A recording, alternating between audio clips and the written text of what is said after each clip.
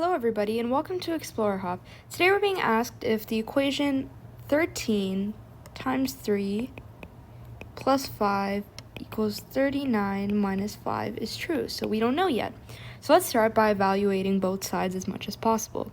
13 times 3 plus 5 is equal to 39 plus 5. And is that equal to 39 minus 5?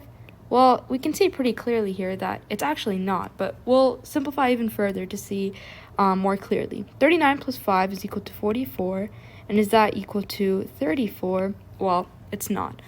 Here, on one side, we're adding 5 to 39, and on the other side, we're subtracting 5 from 39, so therefore, they're not equivalent, which is proved even further when we see that 44 does not actually equal 34. So no, it is not true. Let's write our therefore statement.